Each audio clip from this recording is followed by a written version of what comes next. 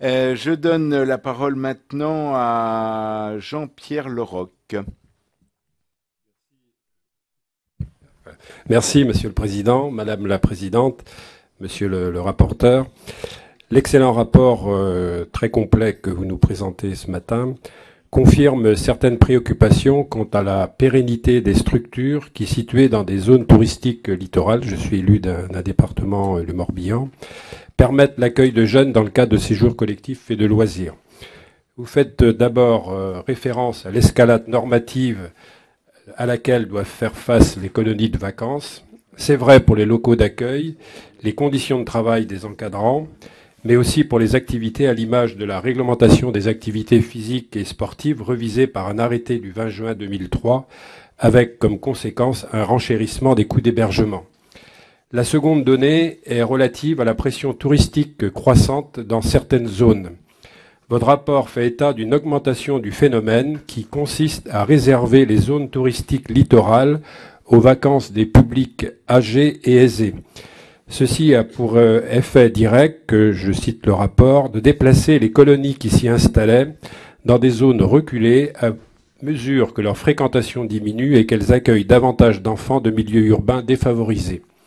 Ainsi, outre le risque patent de disparition pure et simple de ces structures d'accueil dans des zones très prisées, le problème de la mixité sociale est clairement posé.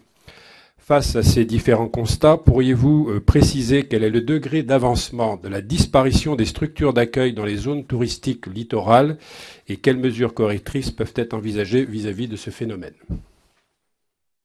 Merci Jean-Pierre Leroc.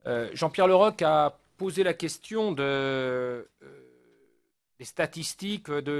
A-t-on une idée du nombre de centres de vacances qui ont disparu?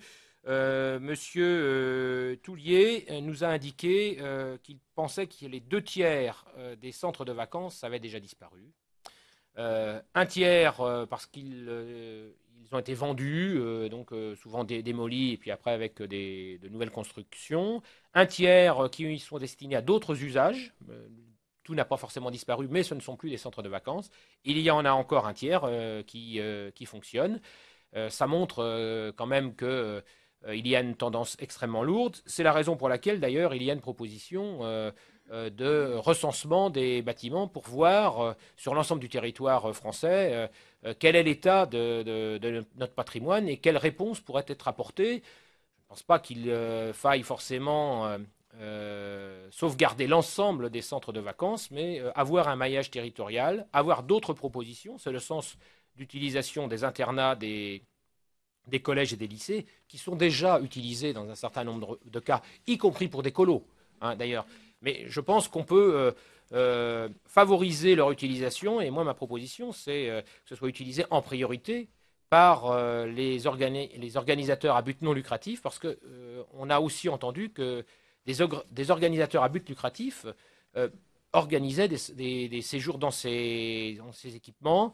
L'allocation de ces internats est au moindre coût et il me semble qu'il faut que ce soit proposé en priorité à ceux qui font des propositions de séjour à des tarifs tout à fait modérés.